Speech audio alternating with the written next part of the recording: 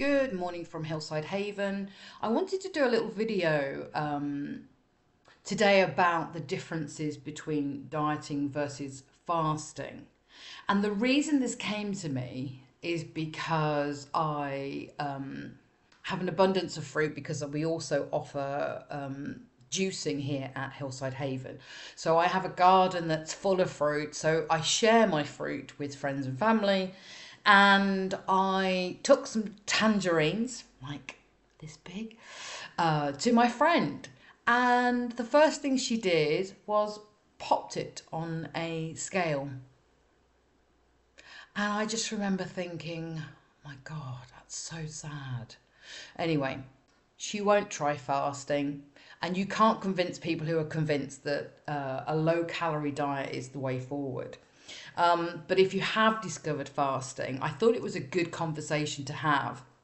My philosophy is never try and convince somebody.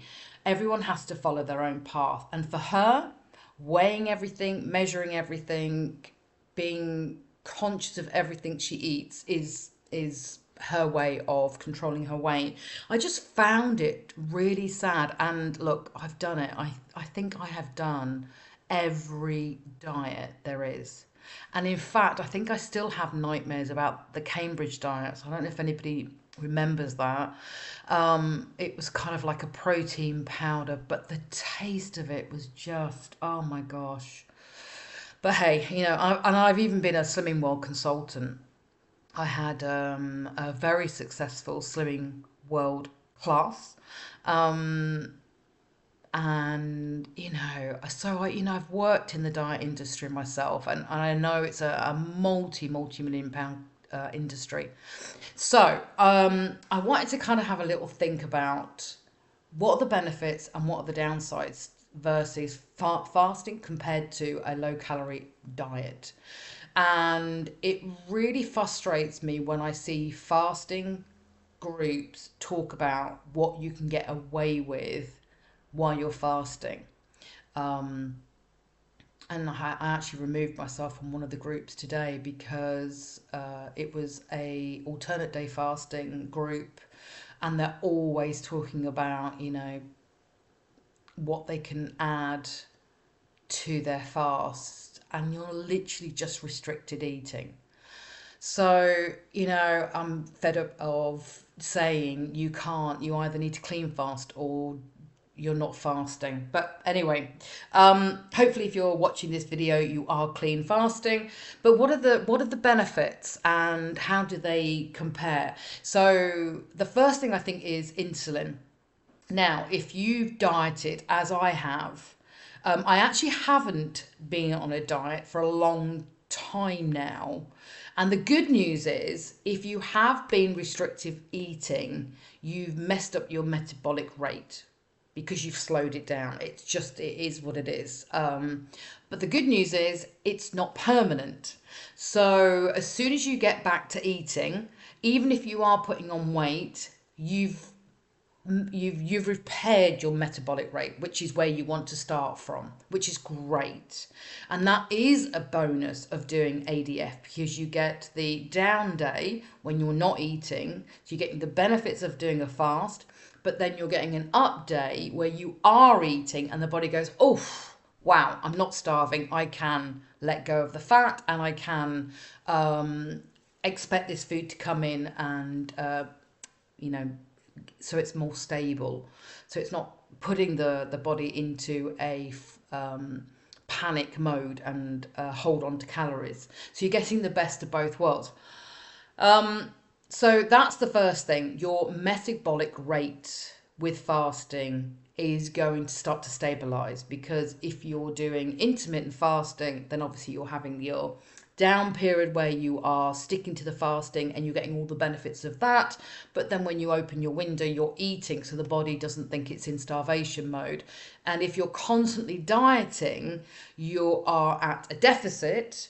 So therefore, your metabolic rate starts to slow down. And so the way I look at it is, if you are dieting, you have to have fewer calories to start losing the weight. Great. But then when your metabolic rate starts to slow down, you then stabilize, you don't lose any weight, and you're still only eating less calories than potentially you would like.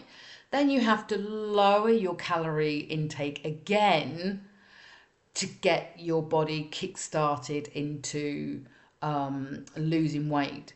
So that's then what are you going to do when you plateau again? You're going to have to reduce it again. So and for me, it's a slog, a real slog. So I think that's the first thing. Metabolic rate can be repaired with fasting, which and if I ever got to the stage where I have to put a small tangerine on a scale, oh, um, shoot me, because that's so depressing, but that's what she wants to do, and she won't listen to me about fasting. And it's funny because I have conversations with other people as well, and the first thing, oh, I can't fast, I've tried it, I can't do it. Well, it isn't something I did overnight either. I had to build up to it. And in fact, I remember telling somebody, oh, I can't intermittent fast. I actually found it easier to do a 3-day fast than miss my breakfast and do intermittent fasting. I'm kind of, I suppose, all or nothing. But experiment, because we're all different. But I remember telling somebody, oh, I can't do intermittent fasting. So I've done it. Because we tell ourselves we don't. It's not that we can't do it, we don't really want to do it. I don't want to miss breakfast if I can help it. But you get used to that, and then you become empowered, and it's like a muscle. You start to build up that muscle, and then bit by bit you become somebody who's a faster. So it's metabolic rate. It was the first one, and then we can talk about insulin. So your insulin levels obviously rise every time you eat. And it doesn't have to be sugar. It can be, anything that can spike your insulin levels, which is great when you are fasting because you give your insulin time off. And then it goes back to normal when you are eating. So the problem is if you are restricting your food or calorie intake, from my experience, you potentially get up and have breakfast, but a small breakfast, so something that's going to spike your insulin levels. And I can't be the only one.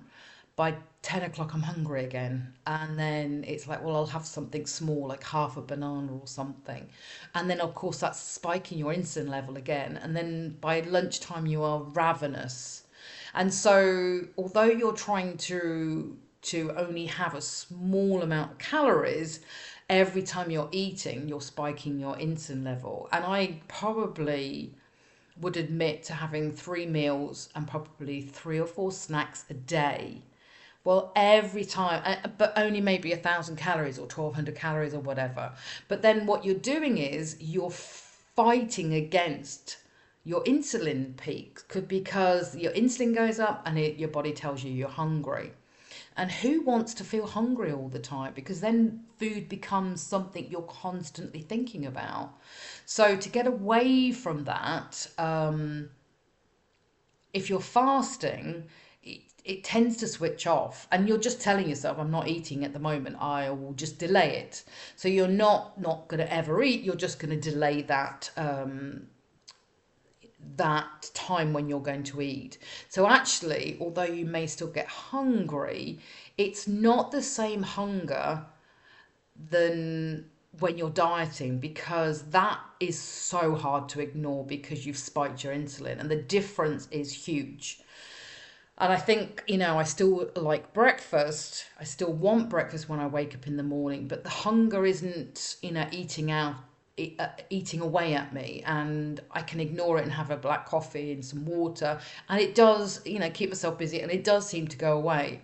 So again, insulin can drain the body. It puts a lot of pressure on the body if all we're doing is spiking it. And we were never built to eat 8 times a day, or even 4 or 5 times a day. We were without food for long periods of time, and then we would eat well when we had the food. So, and of course, it's so easy these days to have access to food constantly. So metabolic rate and spiking protein, the difference between dieting and fasting is huge. And why fight against the body when fasting does all the work for you? Lowering your insulin level so that you're not ravenous is so much easier than having it spiked by every little thing. Even the milk in your coffee. Again, I hear people when they're fasting and, oh, I've just a little bit of milk in my coffee or a little bit of apple cider vinegar in my water helps me to fast. I don't I don't get that, because that's, you are going to have a spike in your insulin. So how is that helping? Maybe it's mentally helping people, but unless you're clean fasting, it's you're just restricting your calories, aren't you? So you're not going to get the benefits of not having a spike in your insulin levels. And the third one is the flexibility that fasting gives you. I mean, how many times, if you go out for a meal, can you find a low calorie option? It's, even when you're keto, it can be very, or any diet, the food that you're restricting is very hard to stick to when you're out and about. And I like to, be out and about with friends. I want to go for a coffee and be able to have something with my coffee if they're eating it too. And you're sharing that experience of the pleasure of being able to eat if your window's open, and arranging it so that your window is open when you're doing social events. And so much food when you go out, might not be what we call window worthy. So don't open your window. So it's really flexible for people to do intermittent fasting and have good social life. And you've got all that flexibility, and you become more discerning when it comes to food, because you're thinking, well, if I'm going to open my window, it's got to be for something that's worth eating, that it's worth the period of time that you are eating. It's got to be something that's worth it, because then at some point you're going to have to close your window and then go through the rest of the day. And so don't miss out on a social event. But yeah, so for me, the flexibility is amazing. And I enjoy that, not having to think, oh, I wonder how many calories are in that. I wonder, and there's so many times that you really can't tell. You don't know if they've cooked something in seed oil. You don't know if somebody's cooked something and added, butter, or how many calories are in it. So constantly thinking about what have I eaten, writing it down, calorie count, is tiresome. For me anyway. And this is all about my experiences, and of course, if you are somebody on a diet, then maybe your experience is a bit more different to mine. And being able to have a treat every now and again without the guilt, because you're fasting, so there's none of that guilt or beating myself up, or far less anyway. And I'm not an advocate for that. I'm my own best friend, and I try and get everybody else to be their best friend.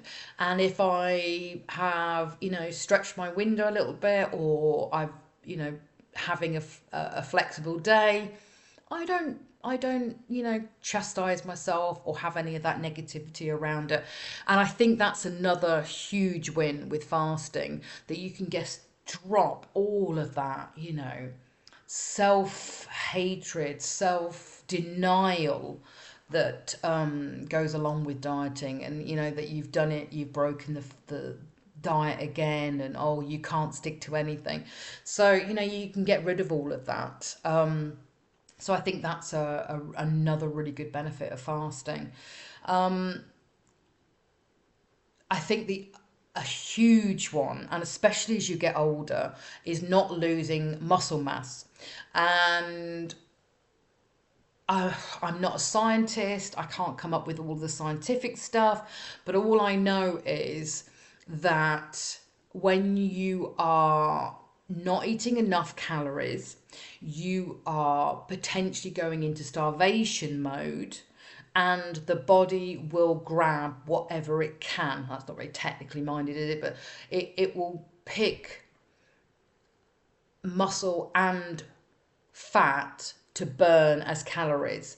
Where if you are fasting, you get into the fat burning mode. So therefore, the body becomes used to switching from carbs and sugar to fat burning. So it becomes much more efficient at burning the fat that's on all of our bodies.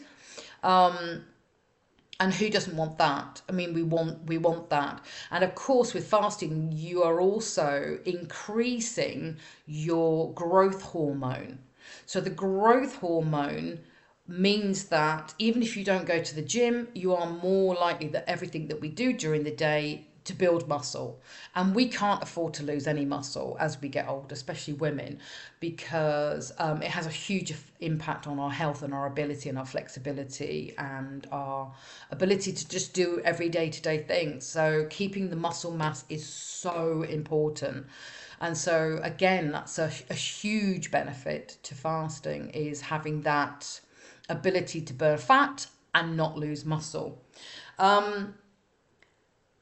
And then the other benefit I think is huge is it's free. I mean, the diet industry is a multi million pound industry, whether it's shakes, protein, pre-cooked meals. I've done it. Oh, I'm a Weight Watcher, lean cuisine, and oh my gosh, when I think about that, it just makes me shiver. Or one of this companies that delivers food to your door all pre-weighed, and it's just, they make so much money off people, and fasting is free, accessible. I'm not saying it's easy. It can be a bit of a slog sometimes, but not having to spend money on anything. And in fact, you're saving money because the amount of time, not only money, but time. So, having to go to the supermarket every day because you're preparing 3 or 4 meals. The washing up is less time preparing food. And you are then, therefore, spending money on better food. I'd like to think that the money you save on all the rubbish then goes into buying them a nice piece of meat, or the really good vegetables. So save money, save time with fasting, as opposed to having to follow a plan. Somebody will tell you that the keto diet is the way to go. It might be right for you, but you still got to follow that plan. There's less flexibility. Or it might be that you've decided that vegan is the right way for you, which again, you've got to, well, I had to, when my daughter was vegan, find recipes that I could make for her. So it gets rid of all of that restriction. What do I fancy today? Is it window worthy? Is it good food? Is it going to nourish my body? That, I think, is a much better mindset than, oh, how many calories has it got? Am I going to go over my macros? Is it, all of that negativity that goes around with dieting. So hopefully that's given you food for thought. And it is just my opinion that I am never going to diet. I am never, and I said that to myself years ago, I am never going to do that to myself again. It feels like you are whipping yourself and punishing yourself, and I don't ever want to do that to myself. I want to be my own best friend, and I want other people to treat themselves that way as well. So that's all I have to say on the subject of fasting versus dieting. Hopefully that's given you something to think about. If you are dieting, good luck. If you want to know a little bit more about fasting, I have added some videos to my channel, and there's lots of information out there as well for you. Try it. just a little bit at a time. Don't go from nothing to fasting or trying to fast for 36 hours, but just start to introduce it and have fun with it. And that's, that's all that we ever want in life, is just to people to be loved and have fun. So experiment, see how you get on, and I will leave you from Hillside Haven to have a good day. Bye for now.